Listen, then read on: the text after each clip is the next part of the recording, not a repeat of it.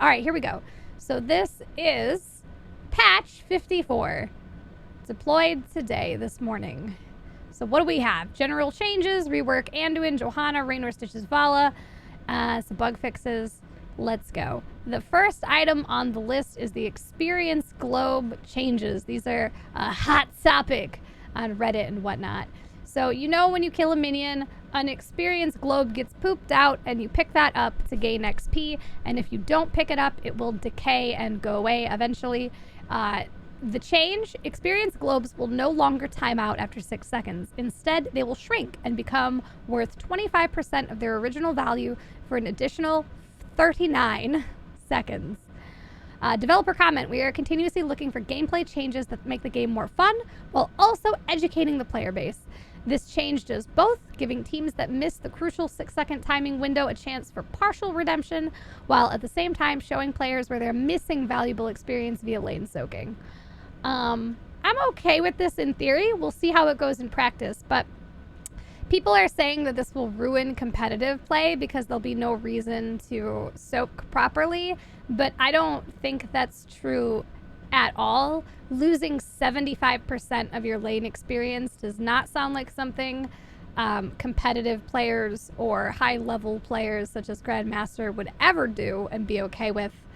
Lane soak, macro play, rotating is one of the most important things in the game, and one of the things that sets higher level players apart is their ability to macro properly. So I don't think high level players are just gonna say, oh, 25% XP is good enough for me. Like, that's never gonna happen. That's never gonna happen. The good players, quote unquote, were already soaking properly and were losing minimal XP, and they will continue to do that. For the rest of us down in the dumpster tiers, maybe this will be a visual aid to show players that they're not soaking properly, and that they're losing a large portion of their XP, but also maybe potentially will make things slightly less. It's hard. It's hard when you have a team that doesn't soak and you're trying your best to double soak or do anything when your offlaner isn't offlaning and just wants to battle mid. So maybe this will give a small piece of hope to those players who are doing their best to pick up XP when their team is not. I don't know. We'll see. But in theory, I haven't played with it yet, but on paper, this seems fine to me. I don't think it will affect high level or competitive play at all. I don't think it's targeted at them, and it's not something that will phase them. And for the rest of us, we'll see what it does.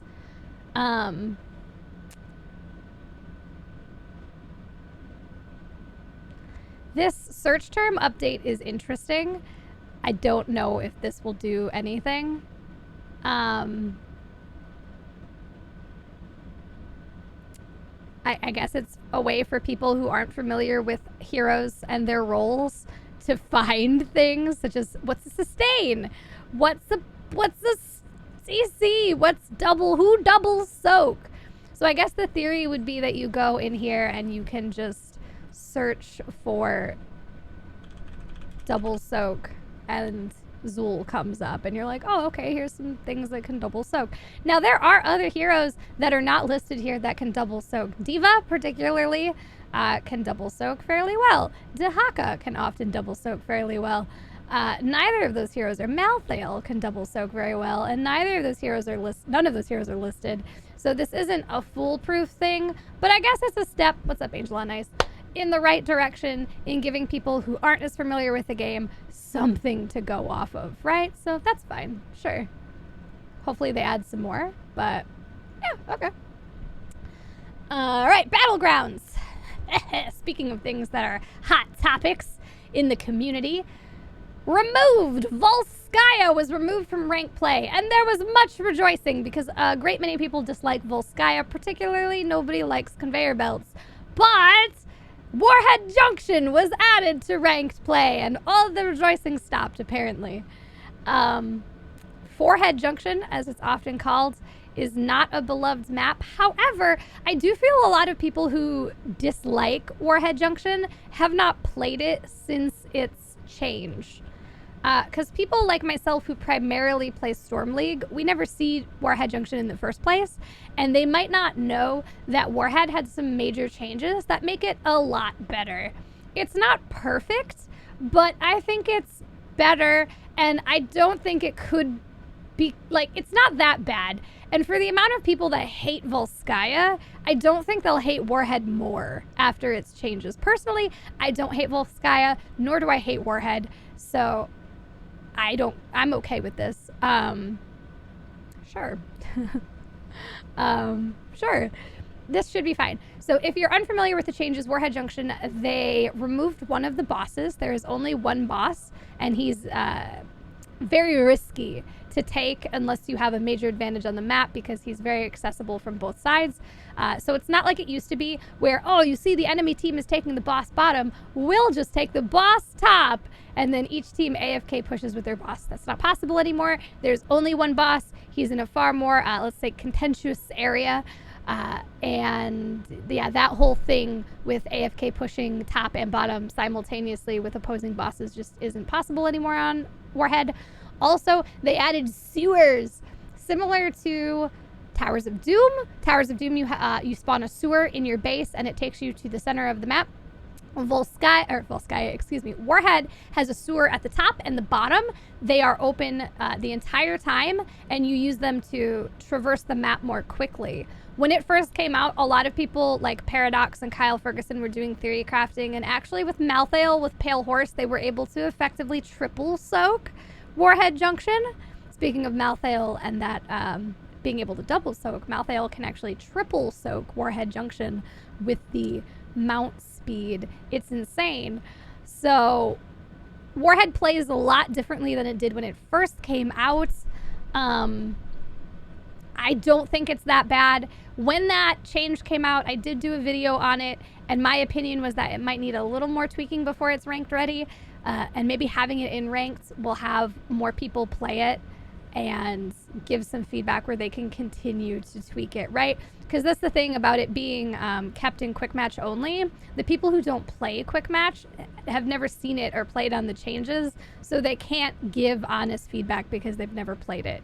So now with more people playing it, maybe there'll be some good feedback. Maybe they'll change it. Maybe they won't. I don't know. I don't think Warhead's that bad, and I'm fine with this, but a lot of people are really mad. So anyway, conveyor belts are out, and gross bug sewers are in. Let's go, boys. Now we're on to reworks, and the very first one is the one that affects me the most. I only play one hero that was reworked, and that's Anduin. I have mixed feelings about this from the PTR. Some changes look really cool, but there's one, particularly at 16, that we'll get to that makes me sad. So let's go. Basic attacks. Attack speed increased. He shoot faster. Great. Q, cooldown increased. W, cooldown increased. Leap of Faith, new added functionality. So this actually doesn't affect Leap of Faith, the pulley mechanic. They basically took one of his talents and baked it into his passive, and that is Pursued by Grace. Basic attacks against heroes heal the lowest target ally near Anduin for 26. So that was previously a talent, and it's the one where when you hit somebody, a little AoE heal out of Anduin.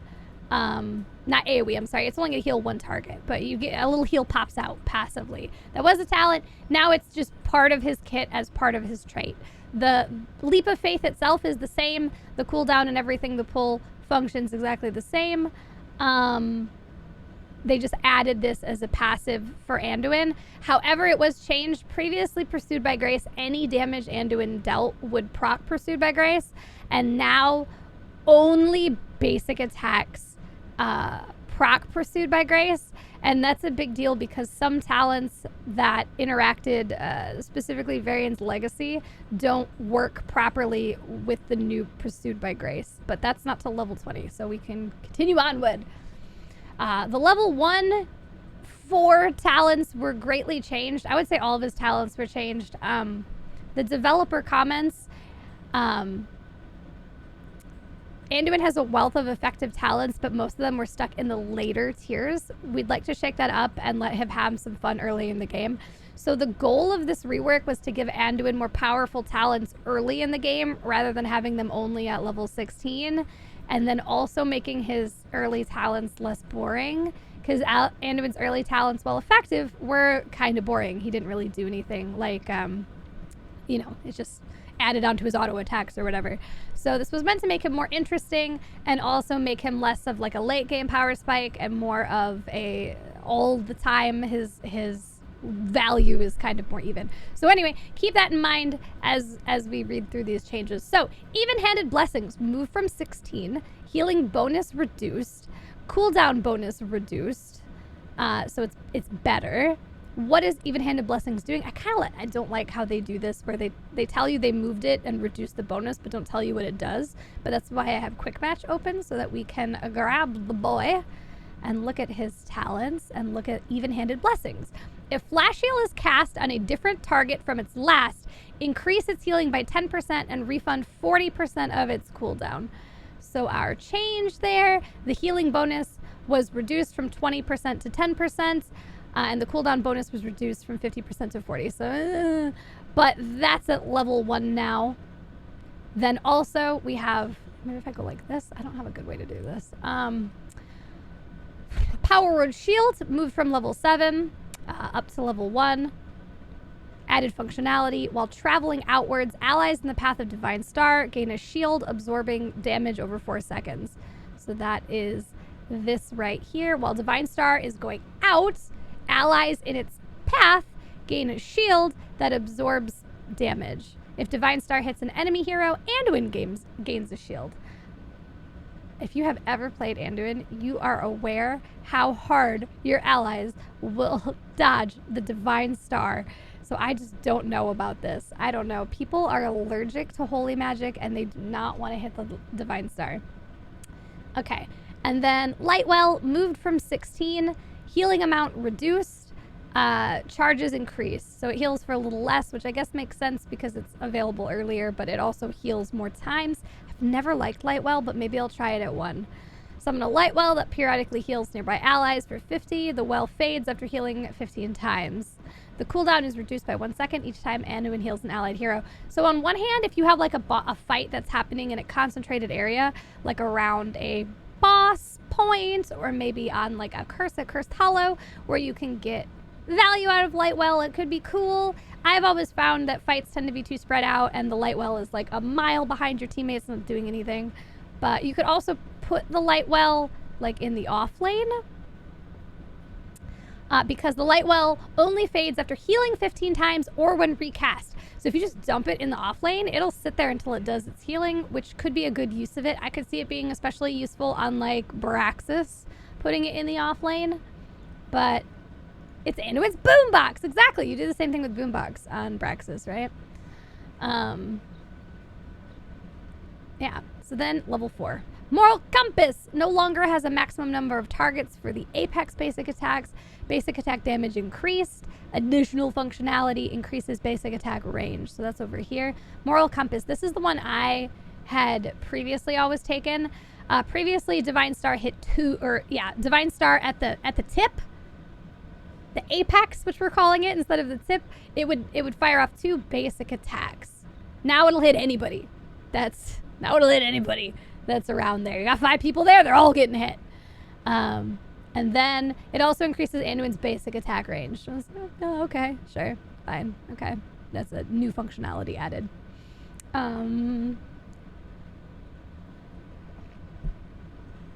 Boombox is immortal. Lightwell has charges. 15 charges. So you would have to go replace it eventually, but it's kind of a lot of healing. Surge of Light, which is new. Basic attacks reduce the cooldown of Chastise by 0.5 seconds. Basic attacks against heroes rooted by Chastise launch an additional basic attack and restore mana. So we did have Anduin's attack speed increased up here somewhere. There we go. And then if that's a thing. So that could work. You're going to be basic attacking faster anyway. Maybe. Piercing Light. Chastise pierces to an additional target. That'll probably be the pick, similar to Kael'thas's Empowered Gravity Lapse, but we'll see. And has a quest. Hitting 2 heroes with a single Chastise permanently increases spell power by 1 to a maximum of 10. Neat. More healing and damage. This is Surge of Light. Basic attacks reduce the cooldown of Chastise, and then Piercing Light. I don't know. In the past, I've always taken Moral Compass, but one of the things with Moral Compass in the past, the basic attacks at the end of the Moral Compass would trigger Renew. And I don't know if they do that anymore or if those two can even interact anymore. Anduin had a talent at level 1 where anytime you hit an enemy with a basic attack, your next Q would add a hot at the ends of the heal. And then you would take Moral Compass, because then you don't even have to basic attack people. When you shot out the Divine Star, the end of the Divine Star would proc basic attacks, which would give you a Renew, and they interacted really nicely. But I don't think that's a thing anymore, so... yeah, I don't know. Level 7, Desperate Prayer. Moved from level 20. Cooldown increased to 40 seconds. Heal amount reduced. So that was the level 20. Here, activate to instantly heal an allied hero for 360, but kneel for 2 seconds unable to act, where Anduin would heal and he'd just sit there like an idiot. I don't know many people who took it, but now you can take it at 7. That's it for the level 7 changes. Binding Heal, which is what I would normally take because it's very easy, similar to the Malfurion talent, where when you put a hot on someone, you get a hot on yourself. Binding Heal is the same thing. When you flash heal someone, you also heal yourself for a little bit. Very easy, very brain dead to get you some extra healing on yourself so you don't have to focus heal yourself. Then Blessed Recovery has always been there. That is similar to, oh my gosh, a bunch of heroes have this talent, but basically when you take a certain amount of damage, in this case, it's more than 8% of your maximum health at once, you get a heal, which is not bad. It's just a free passive heal when you take a bunch of damage. So that's either, it's also brain dead and also good. I preferred Binding Heal, but this one's fine. I don't know if anyone will take this. We'll see. No changes at 10. 13, Push Forward. New functionality. Damaging an enemy hero increases your movement speed by 2.5% and the amount healed by Pursued by Grace, that trait, by 5% for 6 seconds. Stacks up to 8 times. Woo! That's got some words there.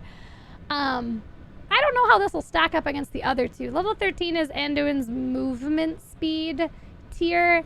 In the past, I've always taken Speed of the Pious. While Divine Star is traveling, gain 30% movement speed. Each ally hero healed by Divine Star on its return to Anduin reduces its cooldown. This is 2 cool things you can do. One of my favorite things to do with this is to use it to run away. So you shoot the Divine Star in the opposite direction you are going, and then you take off the other way. And so the Divine Star has to keep traveling to get with you, and you've got that 30% movement speed the whole time you're running away from it. So it can actually be really strong in disengaging and running for your life. And then also, since it gives you cooldown reduction when it heals allies, if you shoot it into a team fight, you're going to get more Divine Stars because you're doing cooldown reduction. I've always really liked Speed of the Pious, and I think I still will. Lion Speed is one that works really well if you aren't using Leap of Faith very often. Like if your teammates aren't getting themselves into trouble very often and you don't have to pull them out, or if your teammates are mostly, I don't know, range DPS and they're not being pressured, so you don't have to pull them. The way it works is gain 5% movement speed. That just happens. You just have that. This bonus is quadrupled, 5, 10, 15, 20%, while Leap of Faith's cooldown is available. Basically, if you haven't pulled anybody and it's off cooldown, you have 20% movement speed. Allies pulled by Leap of Faith are also healed. So it adds a heal onto his cleanse, Leap of Faith, kind of like Lily's cleanse, which is great. And then you have movement speed, more or less, depending on what's going on. This also generally paired really well with Glyph of Faith, where you had 2 Ds, because then if it had 1 charge, you still got the bonus from Lion Speed. So that was a neat one. That had a neat interaction there. But I feel like just reading them, I'm probably still going to stick with Speed. I don't know. Let me know if you like Push Forward. On to 16. Inner Focus removed. Inner Focus is the talent I always took at 16. I'm so sad. I'm so heartbroken to lose Inner Focus. Basically, Inner Focus was kind of comparable to Benediction on Uther, but it only worked for Anduin's Q. And what it did was you would use Q. Q would go on cooldown. Then you pressed Inner Focus for the cooldown to be you got another inner focus, the cooldown went away, and then it also reduced the mana cost of that inner focus. So in times of heavy burst, you could get a lot of healing out by hitting Q, inner focus, Q again. Additional functionality that inner focus had was the cooldown of it was reduced every time your divine star hit an enemy hero, if I remember right. Not an allied, it was an enemy. But either way, you could get cooldown reduction on inner focus, so you could have those burst heals more often. And then since you were already getting cooldown reduction on your divine star from Speed of the Pious, you had more divine stars to use more divine stars to get more inner focuses. It gave Anduin a lot of burst healing capability in the late game. And I just really liked it, okay? I liked it a lot. Now it's gone and I'm sad. So what do we have instead? We have Renew, which was our level 1 talent. Move from level 1. New functionality. Flash heal heals for an additional 130 over 5 seconds. The duration of this heal is refreshed each time Anduin hits an enemy hero with a basic attack. All right, that is definitely a little different than our original Renew.